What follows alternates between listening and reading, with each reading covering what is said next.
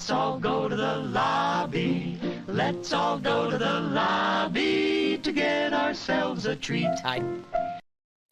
Sharon's here says, Domebot says, as early as January, approximately 36 vessels. That's a lot of boats.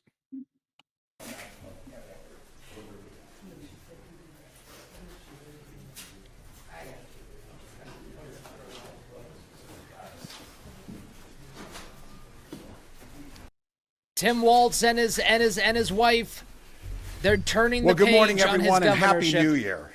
Like many Minnesotans, I have to tell you, I was glad to turn the page in one on ear, everybody. 2025.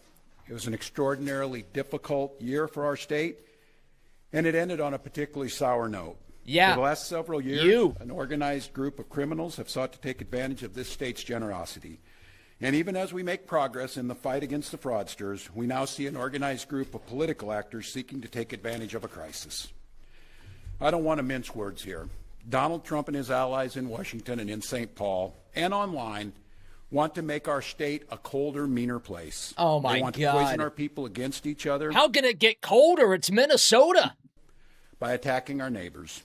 And ultimately, they want to take away much of what makes Minnesota the best place in the country to raise a family. What, fraud? They've already begun trying to withhold funds that were meant to help families afford child care. Thank God. And they have no intention of stopping there. No, we don't. Make no mistake, we should be concerned about fraud in our state government.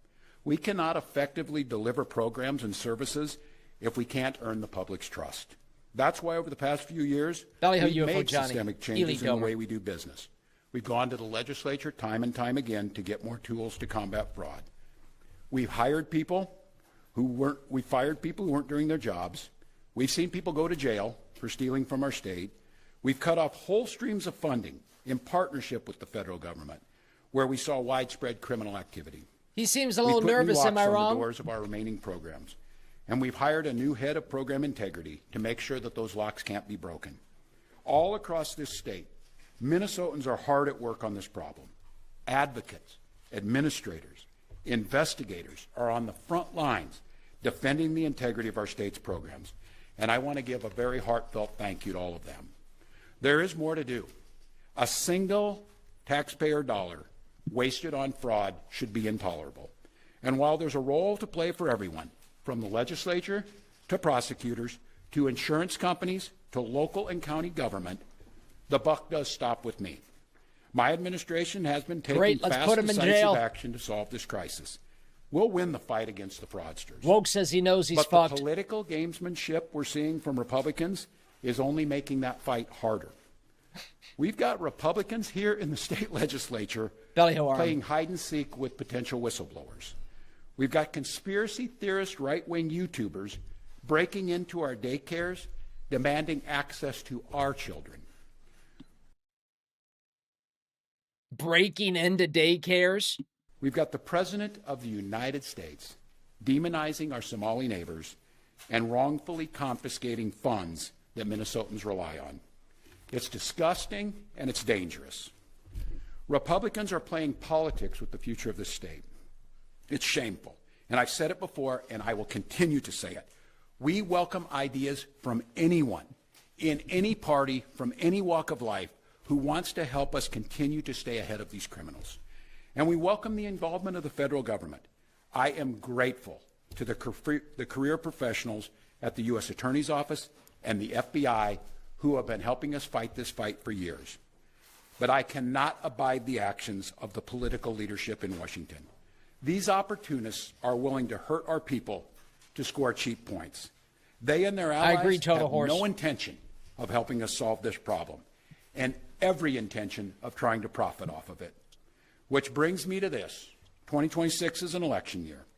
Election years have a way of ramping up the politics at a time when we simply can't afford by golly, yuck. In September, I announced that I would seek a historic third term as Minnesota's governor. And I have every confidence that if I gave it my all, we would win the race. Then why aren't you doing it? But as I reflect on this moment with my family and my team over the holidays, I came to the conclusion that I can't give a political campaign my all. Way to go, Nick Every Schweeny. minute that I spend defending my own political interest would be a minute I can't spend defending the people of Minnesota against the criminals who prey on our generosity and the cynics who want to prey on our differences. So I've decided to step out of this race, and I'll let others worry about the election while I focus on the work that's in Let's front go, of me Mike for the next Lindell. year. I'm passing on this race with zero sadness and zero regret. I did not run for this job to have the job. I ran for the job to do the job. Minnesota faces enormous challenges this year, and I refuse to spend a single minute doing anything other than rising to meet this moment. Minnesota has always come first and always will. That's what I believe servant leadership demands of me. As an optimist, I'll hold out some hope that my friends on the other side of the aisle will consider what servant leadership demands of them in the moment. We can work together to combat against the criminals. We can work together to rebuild the public's trust and make our state stronger. But make no mistake about it. If Republicans continue down the path of abusing power, smearing entire Republicans communities, abusing and running power. their own Got it. fraudulent Yeah, game at man. the expense of Minnesotans, I will fight back with everything that I have. I am absolutely confident a Democratic and a DFLer will hold this seat come November. I'm confident that I'll find ways to contribute to the state that I love long after next January. But there'll be time to worry about all that later. Today, I'm proud of the work we've done to make Minnesota America's best place to live and raise kids. From our new paid leave policy, Other than the to our daycare child centers tax that are credit, empty. to our school lunch programs feeding every single child. And I'm doubly proud of the incredible team we put together to make this Welcome in, vision a little Philly reality. Ballyhope. I want to take a moment to thank every member of my staff, to every single state employee who has been part of this fight. Now more than ever, I need you on the job. I need you to help work together to tackle the important work in front of us. And most of all, I want Minnesotans to know how grateful I am for the opportunity to serve this state. Is for the Timmy Walz privilege going to cry? that I have been given to serve in this office. I'm on the job. I'm focused on making sure that we stay America's best place to live and raise kids. No one will take that away from us. I'm proud of the way we treat our neighbors. I'm proud of the way that we welcome people to this state. I'm proud of the way that we innovate. Ballyhope and I'm Comic proud Crusher, of the Ely way that we Domer. are optimists for the future. No one's taking this away from us. Not the fraudsters. Certainly not this president. Not Oh, on my watch. God. It's always Trump. Tomorrow, I'll be back with you. I'll give you an update on America's best paid family medical leave program that is now a week into it. And at that time, I'll take all your questions. Thank you all. Oh, he's going to walk away without questions. Thanks, Walz. More tomorrow. Appreciate it. Thank you. Wow.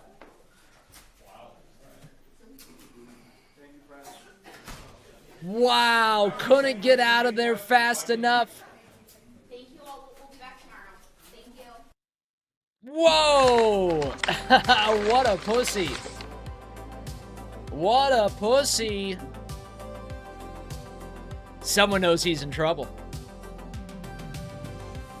I think someone knows he's in trouble. Florida Pat says he had to get out while the getting's good, says Florida Pats. Plastic Quack says, what a douche. I agree, Plastic Quack. What a douche. He definitely broke some laws. You can feel it. All right, my friends, when we get back, a giant block of Marco Rubio coming your way from the Sunday shows. We'll be right back after this.